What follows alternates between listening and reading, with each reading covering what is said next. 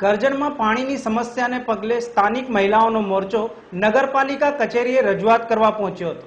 કરજણમાં આવેલ રામદેવનગર, કબીર ફળિયું તેમજ પાણીની સમસ્યાથી હાલાકી ભોગવી રહેલ અન્ય વિસ્તારની મહિલાઓનો મોરચો પોતાની રજૂઆતોને લઈને કરજણ નગરપાલિકા કચેરીએ પહોંચ્યો હતો તથા વિસ્તારમાં છેલ્લા 12 મહિનાથી જે પાણીની સમસ્યા છે તેનું નિરાકરણ લાવવાની માંગણી કરી હતી।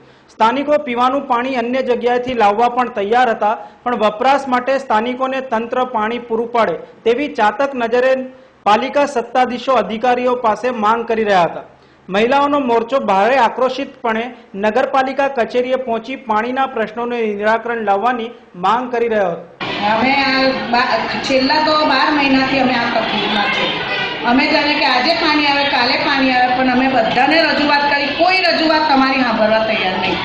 છેલ્લા અમે કહ્યું કે અમને પીવાનું પાણી, ચાલો ભાઈ અમે પીવાનું પાણી ગમે ત્યાંથી લાવીને અમે પીએ છીએ, બરાબર, પણ અમને આ વાપરવાનું પાણી, નવું પાણી અમે કનેક્શન લીધા છતાં ભાઈએ કીધું, આ પેલા કપરાકબીવાળા ભાઈ ધમાભાઈ એવું કીધું કે તમારે નવું કનેક્શન લેવું પડશે।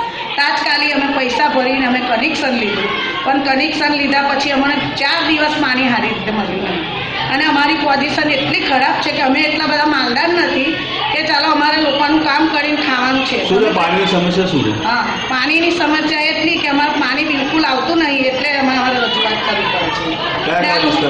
કયા અમારા 1 નંબર, 2 નંબર, પછી રામદેવનગર, પછી કબીર ફળિયું, અમારા 4 ફળિયામાં ઘણી તકલીફો છે, પણ કોઈ અમે કહીને થાય કે આ કોઈ નગરપાલિકામાં સાંભળવા તૈયાર નહીં।